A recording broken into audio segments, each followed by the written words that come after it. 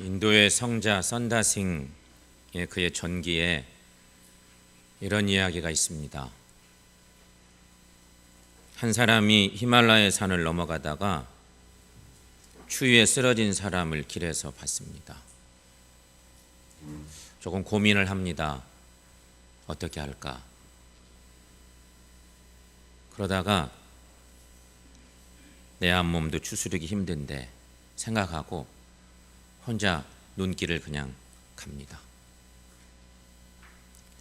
그런데 바로 그 뒤를 따르던 선다싱은 지체 없이 그 눈길에 쓰러진 그를 들쳐업고 언덕을 오르기 시작합니다.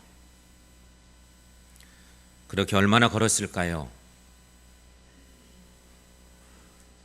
산을 넘어가다 보니 쓰러진 사람을 외면하고 떠난 그 사람이 모퉁이에 쓰러져서 추위에 숨져 있는 것을 발견했습니다.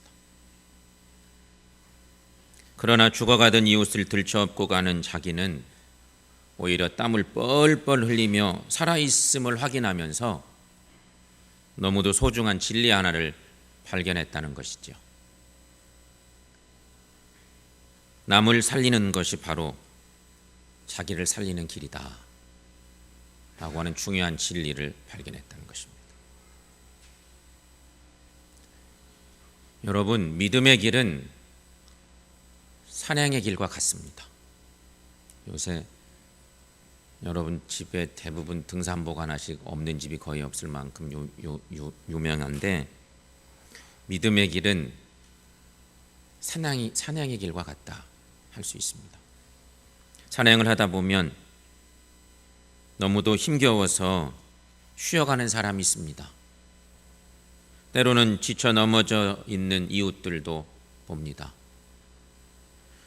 우리가 믿음의 여정에서 이렇게 힘들어하거나 믿음을 떠나 죄에 빠진 이웃을 만날 때 어떻게 할까? 갈라디아서 6장 오늘 1절에서 5절 말씀, 오늘 본문 말씀은 이런 질문에 대한 대답을 주고 있습니다. 여러분, 교회에서 믿음의 교제를 나누며 살다 보면 그냥 함께 쭉 갔으면 좋겠는데, 건강하게 신앙생활 잘하는 것 같던 어떤 사람도 함께 믿음의 길을 걷다가 어느 날 갑자기 믿음의 공동체에서 어느 날 갑자기 떨어져 나가는 거죠.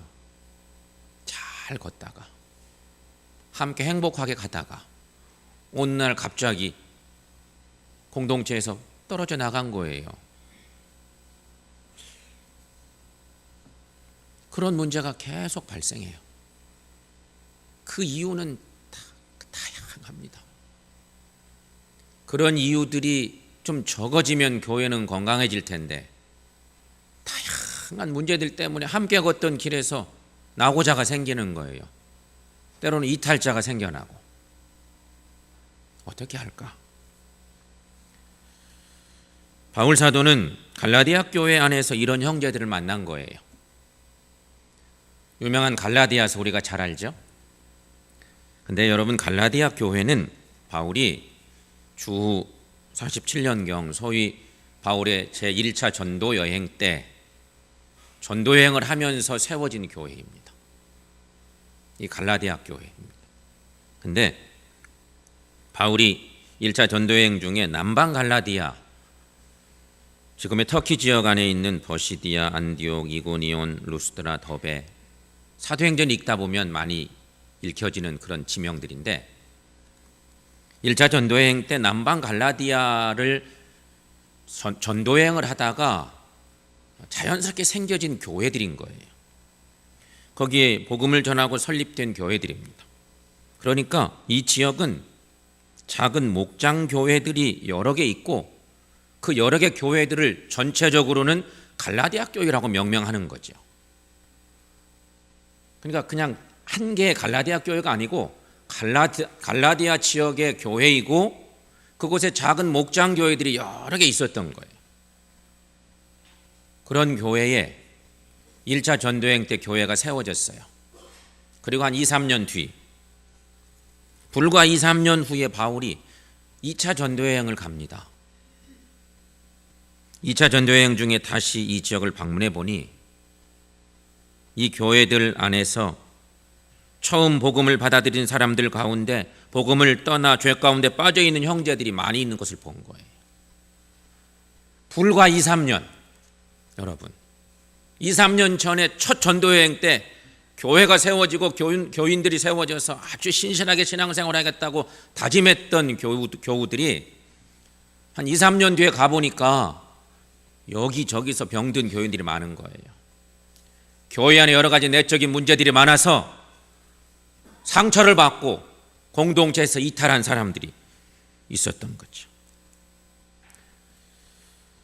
여러 형태의 어떤 상처를 받고 죄악에 빠져있던 사람들, 교인들 중에 다양한 모습인데, 여러분 갈라디아서 5장 19절에서 21절까지 말씀, 거기 육체의 일은 현저하니 이렇게 시작되는 갈라디아서 5장 22절은 성령의 9가지 열매에 대한 말씀으로 나가는 것이고, 그 앞에 성령의 열매와 반대되는 안타까운 그 아픈 이야기를 바울이 쓰죠. 갈라디아서 5장 19절에서 21절 말씀은 바로 한 2, 3년 안에 교회 공동체에서 이탈한 많은 상처받은 교우들의 죄악상의 모습을 기록해 놨다고 볼 수 있습니다.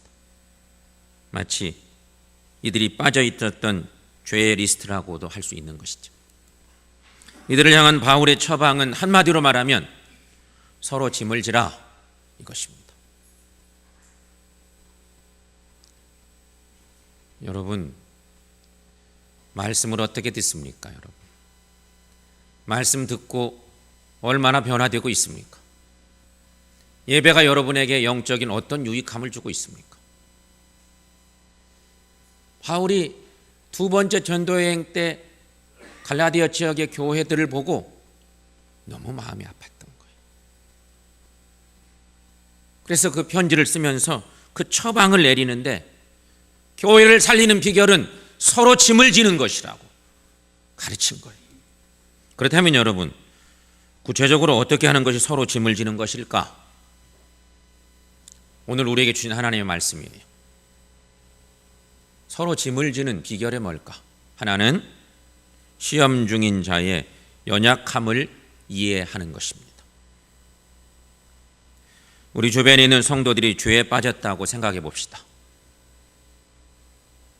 함께 신앙생활한 믿음의 지체들 중에 누군가 한 사람이 실수를 하고 어떤 영적인 죄악에 빠졌어요. 죄에 빠졌다면 우리는 가장 먼저 어떤 반응을 보일까요? 자연스럽게 교회 공동체가 어떤 반응을 보일까? 정죄하기 일쑤입니다. 그게 1차적인 현상이에요. 누군가가 죄에 빠졌어요. 그러면 정죄하기 쉽습니다.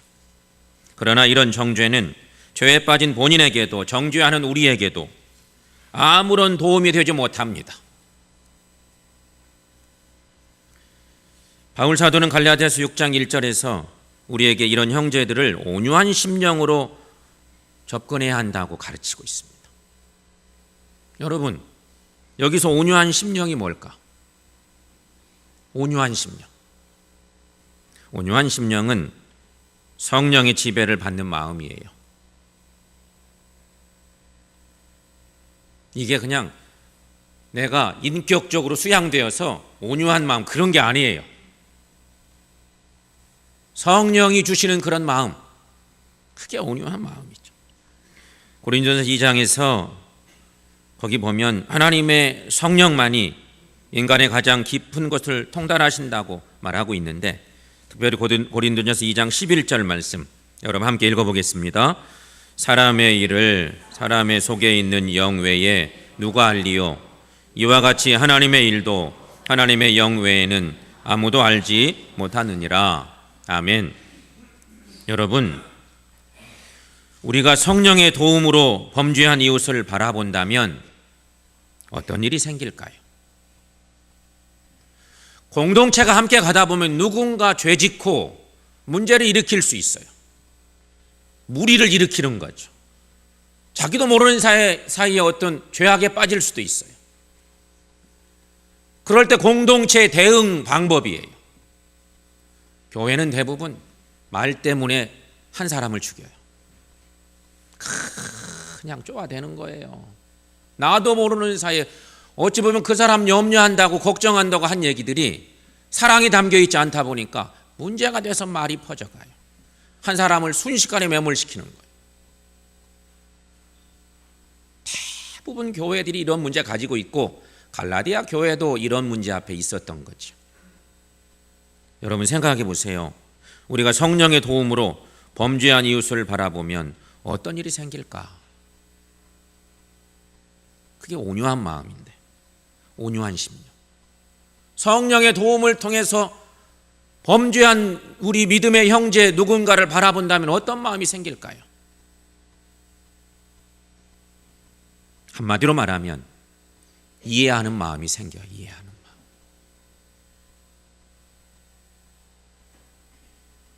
이게 하나님 주신 마음이죠. 이해하는 마음이 생깁니다. 그렇다고 형제의 범죄를 합리화하거나 동조하라는 의미는 아닙니다. 그의 연약함의 본질을 이해함으로써 진정한 회복을 돕고자 노력하라는 말이죠. 실제로 회복을 위한 도움을 주기 위해서는 그 영혼에 대한 이해가 전제되어야 합니다. 그리고 여러분, 참된 이해는 내가 상대방에 대해 무지하다는 사실을 인정하는 데서 시작되는 거예요. 내가 그 사람을 다 알 수 없어. 그런 마음이 있으면 함부로 얘기하지 않게 된다는 거예요. 여러분, 요새 상담 참 중요하게 생각하는데 좋은 상담자와 나쁜 상담자가 있어요. 상담가가 있는데 좋은 상담가도 있고 나쁜 상담가도 있어요. 좋은 상담자는 내담자의 이야기를 처음 듣는 것처럼 경청하는 사람이에요. 그냥 고민스러운 얘기를 털어놓는데 내담자가 와서 고민스러운 얘기를 털어놓을 때 좋은 상담자는 처음 듣는 것처럼 연구하는 자세로 경청하며 듣는 거예요. 잘 들어줘. 상담의 최고 중요한 건 잘 들어주는 거예요. 신앙생활한 우리들에게도 그런 것이 필요해요. 그런데 반대로 나쁜 상담자는요, 다 아는 뻔한 이야기처럼 피상적으로 흘려듣는 거예요. 나 알아. 몇 번 그냥 막 그렇게 시작하면요, 이야기할 맛이 안 나요. 내담자가. 문제는 그렇게 상대방 이야기를 피상적으로 흘려듣고 상대방에게 서둘러 결론을 내려주는 거죠. 네 얘기 내가 다 알아. 들을 필요 없어. 이러고 듣기 시작하는 상담자는 나쁜 상담자인 거예요. 여러분, 이웃의 짐을 나누어지려고 하십니까? 그러면 먼저 그를 이해하고 연구하십시오. 시험 중에 있는 형제를 너무 쉽게 판단하지 마십시오. 거기에서 실수가 생기는 거예요. 오히려 그를 이해하려고 노력하고 그 사람 편에 서서 생각해보고 그러한 우리들 될 수 있기를 축원합니다. 또 한 가지는요, 나도 그럴 수 있다고 생각하라는 것입니다. 무슨 말입니까 이게?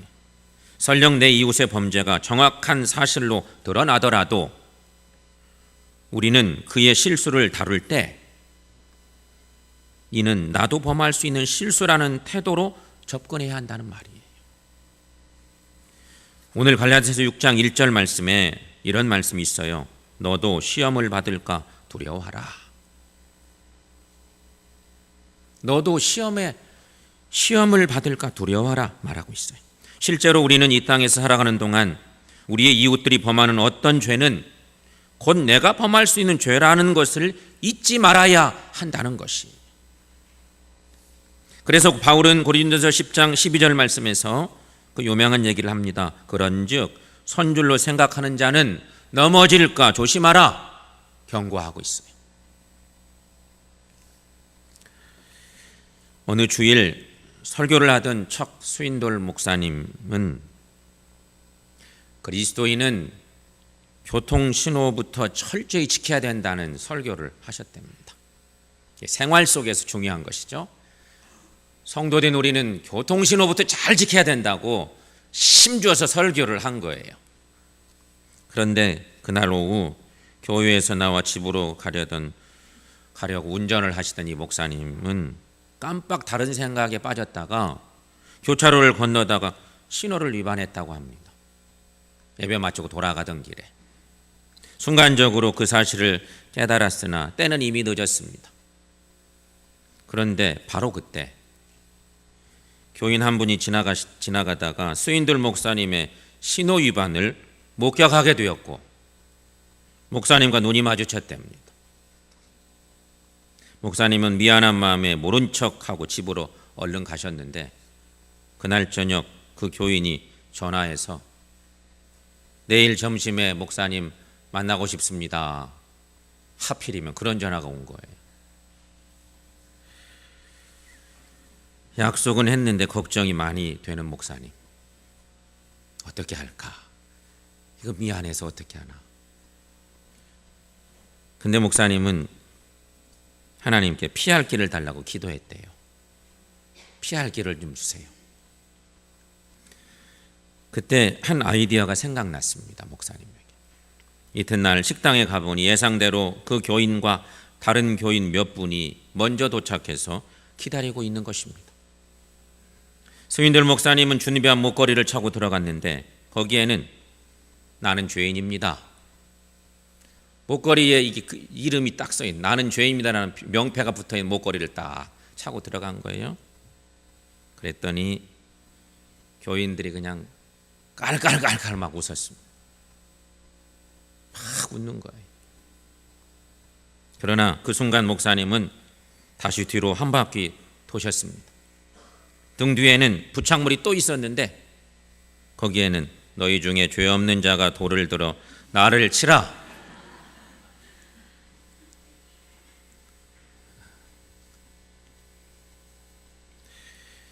여러분, 만일 우리가 나도 실수할 수 있다는 점을 인정하고 미리 경계를 삼아 살아간다면 어떻게 될까요? 이웃이 실수할 때마다 그것은 나를 위한 교훈이 될 것이며 나를 위한 유익이 될 것이다. 이렇게 생각하고 산다면 얼마나 많은 변화가 있을까요? 여러분, 이것이 갈라디아서 6장 4절에 각각 자기의 일을 살피라는 바울의 권면의 말씀이에요. 성도 여러분, 이렇게 자기 스스로를 살피는 삶을 통해 오히려 자랑할 것이 있는 유익한 삶을 사시기를 바랍니다. 늘 자신을 살핌으로 우리에게도 이런 은혜가 있기를 주님의 이름으로 간절히 축원합니다. 세 번째로 무엇을 하든지 사랑을 품으라. 갈라디아서 6장 1절에 1절 말씀이 아주 중요한 말씀인지라 거기 보면 범죄한 일이 드러나거든 그렇게 말씀이 시작됩니다. 형제들아 사람이 만일 무슨 범죄한 일이 드러나거든 범죄한 일이 드러나거든 여기서 드러나거든이란 단어의 뜻을 아는 것이 매우 중요합니다. 드러났다. 속된 말로 말하면 까발려졌다는 얘기야. 다 들통났어. 우리 표현은 그런 거죠. 그냥 다 드러나서 그냥 추하게 됐어 이런 얘기인데 여기 드러나거든이라는 표현은 원래 헬라어의 원어적 의미는 그런 의미가 아니고 혼자의 힘으로 빠져나올 수 없는 궁지에 빠진 그런 의미랍니다. 혼자의 힘으로 나올 수 없는 궁지에 빠져 있는 거. 이게 얼마나 힘들겠어요. 이런 예들이 쉽게 이런 예 있지 않겠습니까? 여러분 어린 시절에 논에서 놀다가 논에는 수렁이 있는 논이 있어요. 그렇죠? 늪 같은 수렁이 있는 논. 거기 잘못 들어가면 여기까지 푹 빠져요. 이 정도 빠지면 나올 수가 없어. 여러분 그런 경험 한 적 있어요? 뭐 미꾸라지 같은 거 잡다가 이런 실수도 할 수 있는 거 아니에요? 수렁에 빠져들면 무릎 이상 양쪽 발만 빠져도 나오기가 어려워져. 그때는 어떻게 해야 되겠어요? 누군가 외부에서 와서 이렇게 붙들어 줘야 돼요. 막대기 같은 거라도 주고 와서 이게 손 잡아주면 금방 나오는데, 그렇지 못하면 나올 수가 없어요. 아무리 장사도 나올 수가 없는 거예요. 마치 이런 상태를 말하는 거예요. 그러니 우리는 바로 이런 궁지에 빠진 형제나 자매를 도와야 한다는 것입니다. 회복되도록 도와야 한다는 말씀이에요. 돕는 이가 반드시 필요해요. 내버려 두면 그 사람 죽어요. 회복을 위해서 도와야 되는 거예요. 손 내밀어 주는 것이 필요하다는 거지요. 그럼 이런 회복의 사역을 할 때 우리는 어떤 마음으로 해야 할까? 그게 중요하죠. 바울은 사랑으로 해야 한다고 가르칩니다. 거기에 정답이 있어요. 사랑의 마음으로. 그것이 바로 그리스도의 법을 성취하는 것이라고 가르치고 있는 것입니다. 사랑으로 해라. 그것이 그리스도의 법을 이루는 것이다 말하고 있는 것입니다. 모세의 법에도 10계명 하나에도 10개의 법이 있습니다. 그렇죠? 10계명 10개의 법이 있어요. 그게 10계명이죠. 그러나 그리스도의 계명은 오직 하나, 사랑입니다. 요한복음 13장 34절 말씀, 여러분 한 목소리 읽어보겠습니다. 새 계명을 너희에게 주노니 서로 사랑하라. 내가 너희를 사랑한 것 같이 너희도 서로 사랑하라. 아멘. 우리가 사랑할 때 율법이 이루어집니다. 우리가 사랑할 때 회복이 이루어집니다. 그러므로 우리는 사랑으로 형제의 회복을 도와 그가 다시 일어서도록 도울 수 있기를 바랍니다. 바티칸 대성당에 가면 미켈란젤로의 걸작품 피에타 상이 있습니다. 저 사진을 한번 보십시오. 피에타는 이탈리아어로 원래는 자비를 베푸소라는 의미가 있는 말인데, 이것은 대리석 작품입니다. 십자가에서 내려진 그리스도를 끌어안고 슬퍼하는 마리아의 모습을 그린 것으로 미켈란젤로가 자신의 서명을 마리아의 옷자락에다 할 정도로 특별히 아낀 작품이었다고 합니다. 너무도 유명한 걸작품이죠. 그런데 이 작품이 1972년도에 망치를 든 한 청년에 의해서 훼손된 일이 있습니다. 참 안타깝죠. 저 작품을 와서 깨부신 거예요. 망치를 든 어떤 청년 하나가. 1972년도의 일이에요. 박물관은 이 작품을 포기했을까요? 아닙니다. 그들은 이 작품을 복원하기 위해서 세계적인 조각가 팀을 만들어냅니다. 그러나 그들은 바로 복원 작업에 착수하지 않았습니다. 그보다 우선 몇 달을 깨어진 작품을 감상하는 일에 보냈다고 합니다. 복원팀들이 와서 깨어진 작품을 계속 감상을 한 거예요. 왜냐하면 감상을 통해서 미켈란젤로의 눈과 마음을 갖기 위해서였답니다. 미켈란젤로가 저 작품 만들 때 어떻게 만들었을까? 어떤 마음으로 만들었을까? 그 신앙적인 모습까지 묵상하게 하고, 그래서 몇 달 동안 고치지도 않고 복원하는 작업하지도 않고 계속 저 작품을, 깨어진 작품을 묵상하면서 전체적인 작품을 묵상하고 그런 시간을 보냈다는 거죠. 미켈란젤로의 눈과 마음을 갖게 하기 위해서. 그들의 눈이 미켈란젤로의 눈이 되어 이 작품에 나타난 마리아의 연민, 고통과 환희를 보고 그의 가슴이 되어 그 연민과 함께, 연민과 고통, 환희를 함께 느끼기 위해서였다고 합니다. 그런 과정을 통해 마침내 그들은 작품을 거의 완벽하게 복원을 해냈다는 것이죠. 성도 여러분, 이것이 바로 지역과 목장교회가 할 일이라고 믿습니다. 교회가 할 일이 바로 이런 거예요. 세상을 살면서 상처나고 깨어진 형제 자매를 붙들고 목원들이 함께 그를 빚어 만드신 하나님의 눈과 가슴이 되는 것, 그래서 그의 고통과 비참함을 함께 느끼는 것, 그리고 마침내 그를 회복시키는 일들을 해내는 것, 하나님이 원하시는 일이라는 거죠. 교회는 이런 정신으로 세워져 가는 거예요. 함부로 말하고 누군가를 그냥 말로 죽여내는 일을 하는 교회는 교회가 아니에요. 인간적으로 하는 그런 것들은 이해가 될 수 없는 것들이죠. 여러분, 이것이야말로 성령의 사역이고 우리가 해야 할 회복의 사역입니다. 여러분, 이것은 또한 십자가의 사역이 아니겠습니까?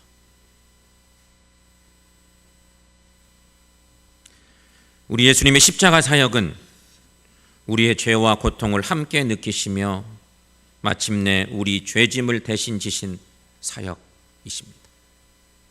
예수님은 십자가에서 자신의 생명을 버림으로 우리를 회복시켜 주신 주님의 크신 사랑의 사역을 보여주셨습니다.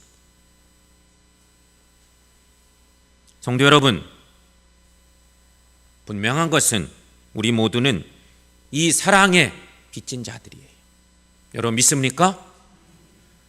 오늘 주의 자녀되어 사는 우리 모두는요, 하나님의 사랑의 귀한 사신으로 화신으로 보내주신 예수님, 그 예수님이 사랑의 사역을 통해서 이루신 그 완성, 그래서 우리는 다 그 사랑에 빚진 자들로 살고 있는 존재들이에요. 그 고백이 있으면 못할 일이 없어요. 따라서 이제 우리는 서로의 짐을 기쁘게 질 수 있기를 축원합니다.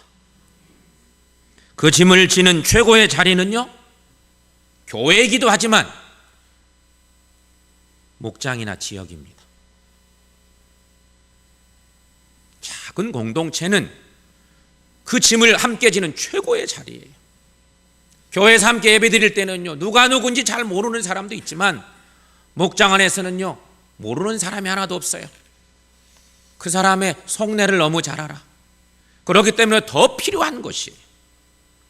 사랑하는 성도 여러분, 나의 희생, 나를 드리는 헌신으로 건강한 목장, 건강한 교회를 세워나가는 우리 모두가 될 수 있기를 축원합니다.